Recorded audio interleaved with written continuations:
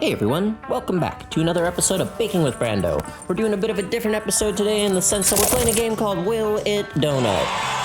So to be able to play this game, we're going to need to make ourselves a yeasted donut, and that's really easy. It's going to start with 1 cup of water. I've got a 1/4 cup of milk powder, and if you've got just regular milk, I suppose you can use that here, but this is what I'm working with. Then we got 1 packet or 8 grams of active dry yeast. We're going to get that in there and just let it bloom for a few minutes. Now, I don't have a really strong stand mixer anymore, so I like doing my doughs by hand. We're going to start with 2 3/4 cups of flour. We'll get our bloom mixture, 3 tablespoons of butter. We've got 1 whole egg. Then we're going in with 4 tablespoons of sugar after we give it a little bit of a mix. Then we're going to make sure we add a little bit of salt, because salt just means gluten structure and flavor. And then I've got about a 1/2 teaspoon or a teaspoon of vanilla, whatever you think is best. I think I put about a teaspoon in there. Now we'll start mixing this dough with our fingers until it becomes a bit of a slurry, just enough to not fall off the counter. That's when I move to my bench scraper and I just start chopping and folding it over a bit, just so it starts getting a little bit of structure before we start hand kneading. So you see, I'm really just folding it over itself there, and that technique is going to carry on here, especially with our hand motions. So you grab a bit of it, fold over, grab a bit of it, fold over, until you got a nice looking, like it's coming together. It looks like a dough now. So I can start actually kneading here. Just gonna go back and forth, and this does take a bit of time. We're making bread.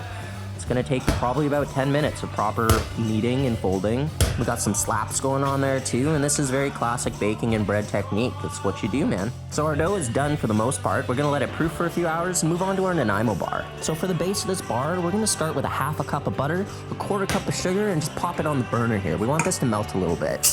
In a separate bowl, we've got 1 cup of coconut, 1 3/4 cups of graham crumbs, and a 1/2 cup of chopped pecans. Just gonna mix them all up and get ready for our next steps. So back to our pot mixture, we've got 5 tablespoons of cocoa powder going into this mixture. And then for thickening, we're gonna add 1 whole egg. So I'm pre-scrambling this, I didn't bother showing you, but we're just gonna add this in slowly. I'm kind of tempering it, I don't know if you really have to. It's just a whole egg, it is what it is. But then you're just gonna cook this until slightly thickened. Like, you don't wanna go too far, or you're probably gonna have it split and go curdly. Even if that happens, it's not the end of the world, but it'll give you a better product if you don't. And now that we have this all properly mixed up, I've got it on a scale, and I'm just gonna evenly divide it into 2 1/8 pans.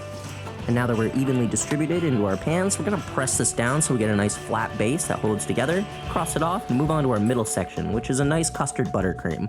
So it's gonna start with 1/2 cup of soft butter, then we're gonna get some Bird's custard powder, about 3 tablespoons. I've got a little bit of cream, just a, Nice. Oh buddy. Anyways, there's a little heavy cream in there just to mix things along a little easier. I don't want it to explode any more than it already has. And then we're gonna add 1 3/4 cups of icing sugar, and I'm just gonna mix this around with my spatula a little first, because I think I learned my lesson the first time there.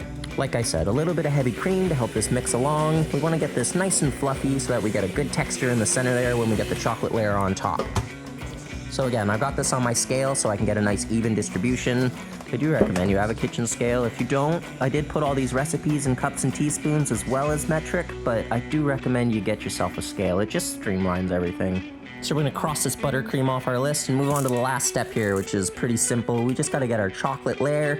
This one is about 4 ounces of chocolate, 2 tablespoons of butter. I think I split it in between 2, but you know, you could use a little more chocolate if your heart's desires.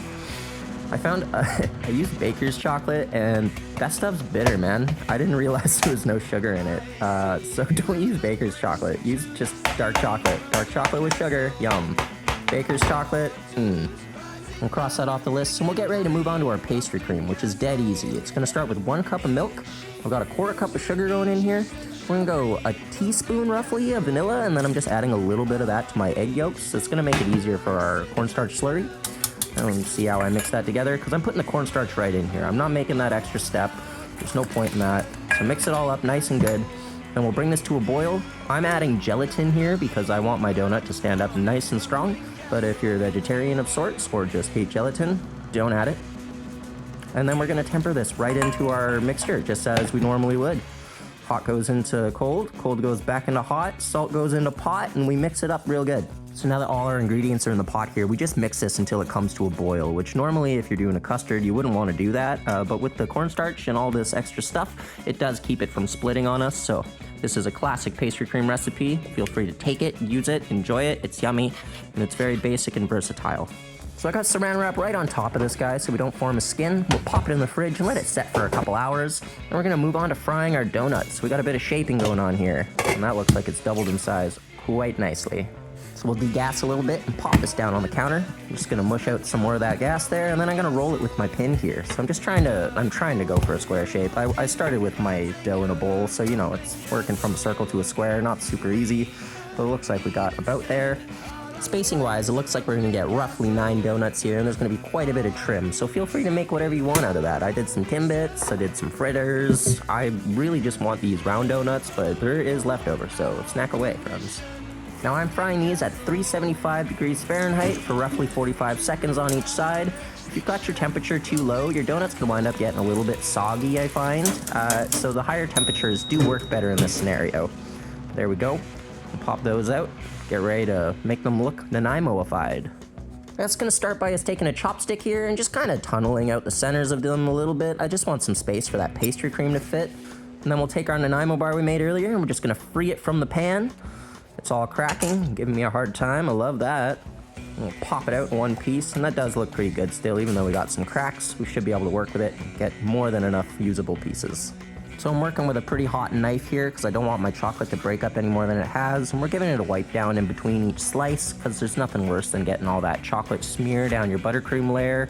All that effort just to make it look less extravagant is kind of disappointing. And we'll push out the last recipe here, which is a chocolate ganache, and it's easy peasy. It's a 2-to-1 ratio of dark chocolate to cream. We've got 100 grams of dark chocolate, 50 grams of heavy cream, and I put about 10 grams of honey in there just because I didn't have glucose. I wanted things to stay soft. The honey will be a nice sweetener here too, though, so it's gonna work out in our favor.